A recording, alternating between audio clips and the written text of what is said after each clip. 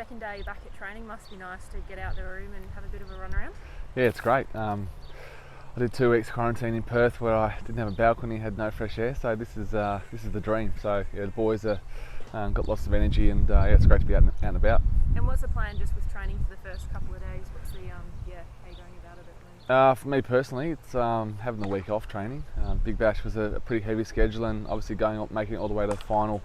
Yeah, I think it's a really important time to have a bit of a recharge, and also have a week's preparation starting on Monday. So I'm using my time hopefully wisely and chilling out.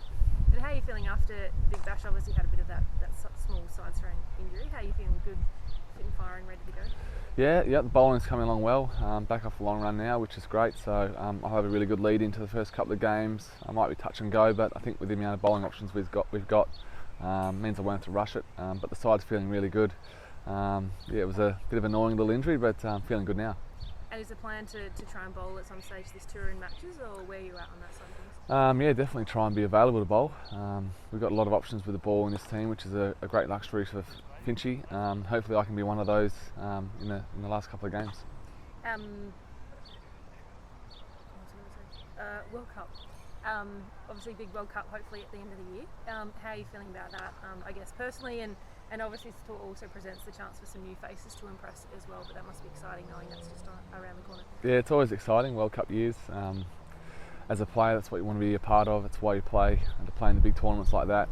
I think for me it's just really important to keep enjoying the cricket. I love T20 cricket, I love playing the Big Bash, and that was a great stepping stone for this tour. So hopefully I can contribute to a winning team. We've got a bit of a different team over here at the moment, but yeah, it presents lots of opportunities for guys.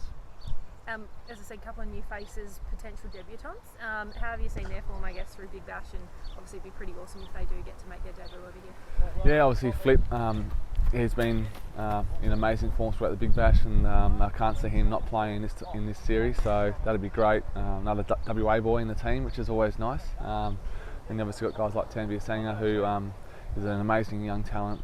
Whether he gets a game or not in this series, we'll wait and see, but I'm sure if he does, it'll be pretty similar to the Big Bash, and he's a pretty cool, calm, collected kid, so yeah, it's very exciting. There's been a fair bit of talk just around how, I guess, the top, probably more so the middle order, to be honest, is going to make up. What do you make of that? Obviously that's sort of you included in there, but where's that sitting at the moment? Yeah, we've probably got a few options. I feel really comfortable in the fact that I've been batting at number 5 for the Scorchers, and I've batted at sort of number 5 and 6 for my whole career, so I absolutely love that role. Probably the thing that excites me the most is the opportunity to try and form a partnership with Maxi and Stoyne, who will probably bat 4 and 5 this series. So yeah, I think batting at that stage of the game, it's about building partnerships. Sometimes you don't have long to build the partnerships, but I love batting with people and hopefully changing the game. What are your expectations of this trip? Obviously the Kiwis are a pretty strong side. I guess expect a pretty big effort from them. Yeah, what are you looking forward to about this trip? Obviously always love touring New Zealand. It's such a great place. Very much feels like you're at home. Probably until you get out in front of their crowds and you get absolutely abused, but that's all part of the fun. And we know how good New Zealand are. They've been in a rich vein of form for a couple of years now, a lot of experience, and they're a great team. So I just see it as a great challenge for this pretty young group to come out here and hopefully win a series for their country. Any danger players for New Zealand? Who do you think that you've got to watch out for? Kane Williamson's obviously always the one. Martin Guptill at the top of the order has been extremely dangerous throughout his whole career, and especially on the smaller grounds over here. So I think they're probably 2 key wickets for us. And just lastly, how do you think you keep them quiet? I mean, obviously we only just arrived, but is there any talk in sort of how you're going to take on and hopefully keep those guys quiet?